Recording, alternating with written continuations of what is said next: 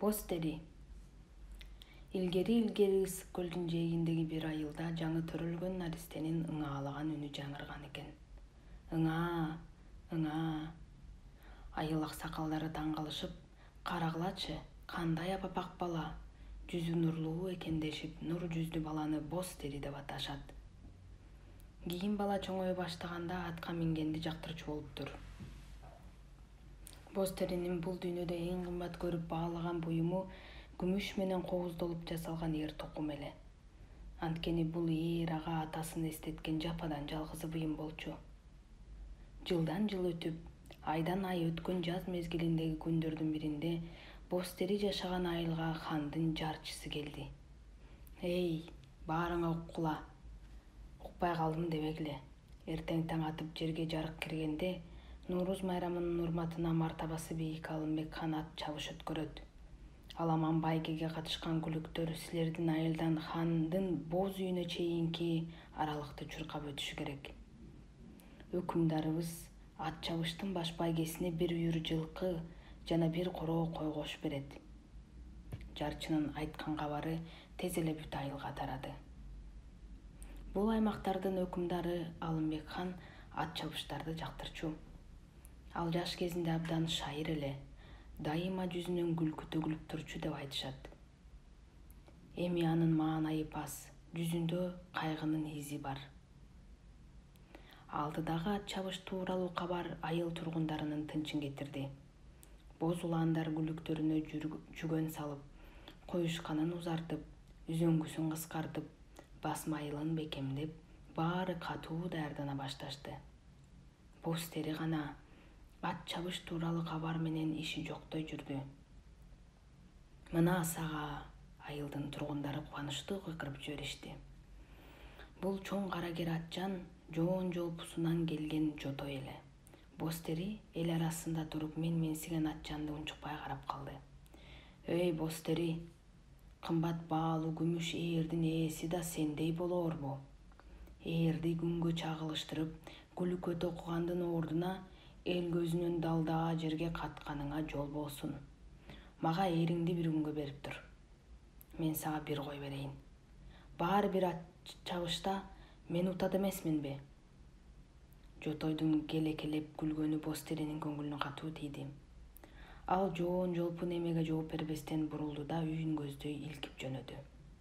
Бостери боз үйүнө келип, эски төшөктүн үстүнө жатып алды. Энеси ага жакын басып келип, жанына отуруп, уулум, сага эмне болду деп сурады. Мен да ат чабышка катышкым келет. Бирок менин күлүгүм жок да. Башыңды жерге салба, Бостери. Атты табыштын бир жолу бар. Кечинде көлдүн жээгине бар.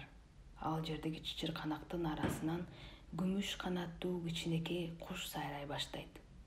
Аны кармап алганыңда көпөстөр менен сүйлөшүп тулпарга айыр баштап ал. Сайраган куштар кымбат бааланат, деген кеңешин берди энеси. Боз уландын көздөрү жайнай түштү.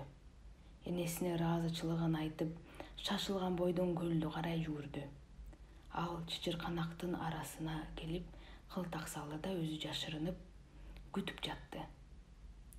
Көп узабай ал канаттардын кагылган добушун укту. Бостери кылтакка жетип келип, ага түшүп калган күмүш канаттуу укмушуудай кушту көрдү. Боз улан кубанып кетти. Ырас калтакка түшкөн турбайсыңбы? Эми мен ат чабышка катыша алам. Анан ал капысынан эле куштун көздөрүнөн ачуу таанып жаткан жаш байкап калды. Бостеринин ага боору ооруп, аны эркиндикке кое берди. Рахмат сага, Бостери. Күтүүсүздөн куш адамча сүйлөп жиберди. Сен аябай боору керек экенсиң. Бүгүн түн жарымы болгондо ысык көлдөн каардан да аппак тулпар чыга келет. Эгер сен ага ээр токуп үйрөтө алсаң, ал сага ишенимдүү дос болуп берет. Куш канатын какты да учуп кетти. Бостери кайрадан чычырканактын арасына жашырынды. Убакыт жай өтүп жатты. Мемиреген түн да кирип, асманга жаркыраган ай чыкты. Аңгыча көл толкуп, суунун катуу шырпылдаганы угулуп, жээкке буттары узун ак тулпар чыкты. Бозулан шамдагайлык менен Тулпарга шак секирип минди. Чоочуп, ат так түйлүп, асманга типтек секирди. Ал туяктары менен жер чапчып, башын чулгуп, үстүндөгү кишини түшүрүп салууга тырышып жатты. Бирок Бостери күчүнүн болушунча аттын жалынынан кармап жыгылган жок. Акырын, Ак Тулпар, мен сени капа кылбайм. Күбүрөнгөн Бостери атты жоошутканга аракет кылды. Бирок да аттын жоошо турган түрү жок.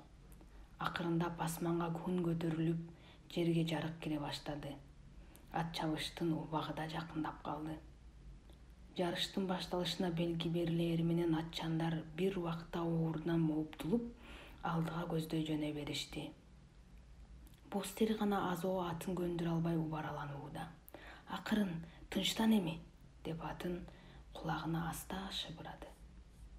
Акыры Ак Тулпар да Бостеринин ага жамандык жасабай турганын сезди. Куду сыйкырлап койгондой тымырчылабай тынчып калды. Мен сени аппак деп атайм. Ат жылуу деми менен Бостеринин сылаган колун жактырып тургансыды. Эми күчүңнү болушунча алга жүгүр. Ошондо Ак Тулпар аба жарып, алга зымырап жөнөдү. Ал атчандарды кууп жетип, улам биринен ашып, улам кийинкисин артка калтырып бара жатты. Тез эле алдыда каракер атын теминип чаап бараткан жотойго жетип барды. Өзүнүн атына кайдан жайдан пайда болгон атаандашы келатканын сезген жотой каракер атына камчынын артынан камчы салды. Ылдамыраак, ылдамыраак деп жатам. Бостери аргымагынын жалынынан сылап, эркелете сүйлөдү. Аппак, бир аз калды. Чамдай түш. Сенин күчүң жетет. Ак Тулпар туяктарын жерге төшөп чымыркана берди. Бостери тез эле алдыга чыгып, маарага биринчи болуп келди. Хандын ак боз үйүнүн жанында аны эл кыйкырык сүрөөн менен кубанып тосуп алды. Алар Бостери жеңди деп кыйкырып жатышты. Бостери хандын алдына келди. Өкүмдардын жүзүндө жылмаюу пайда болду, бирок баары бир анын көздөрүндө мурдагыдай эле кайгынын изи байкалып турду. Жеңишиң кут болсун. Мындай уулду кандай эне төрөдү экен? Баса, сенин атаң ким? Ушул мезгилде эл эки жака чачырай берип, хандын алдына Бостеринин апасы басып келди. Аны көрүп өкүмдардын жүзү өзгөрө түштү. Бул Бозуландын атасы анын алдында турат, деди аял акырын гана. Хан качандыр бир убакытта көлүнүн жээгинен нур жүздүү сулуу кызга жолуккан. Алар бири-бирин сүйүп калышып, үйлөнүп бактылуу жашап калышкан. Өкүмдар сулууга баш кошкону элине кубаныч алып келет деп ойлогон. Бирок хандын кеңешчилери жаш канайымды жактырышпай, аны өлтүрүүнү чечишкен. Анын баарын уккан хандын жаш жубайы күмүш ээр токумдуу атты минип качып кетет.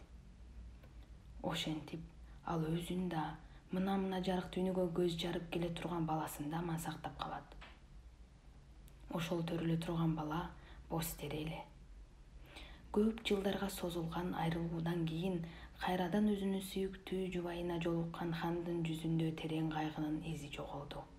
Ал кара санатай кеңешчилерин кубалап жиберди да уулу Бостеринин өзүнүн мураскору кылып алды.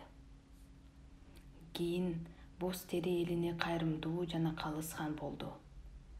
Аны карапайым эл да жакшы көрүп сыйлаган экен. Ошондуктан ушул кезге чейин ал төрөлгөн айыл Бостери деп аталып жүрөт. Көп жылдарга созулган айрылуудан кийин кайрадан өзүнүн сүйүктүү жубайына жолуккан хандын жүзүндө терең кайгынын изи жоголду. Ал кара санатай кеңешчилерин кубалап жиберди да уулу Бостерини өзүнүн мураскору кылып алды. Кийин Бостери элине кайрымдуу жана калыс хан болду. Аны карапайым эл да жакшы көрүп сыйлаган экен. Ошондуктан ушул мезгилге чейин ал төрөлгөн айыл Бостери деп аталып жүрөт.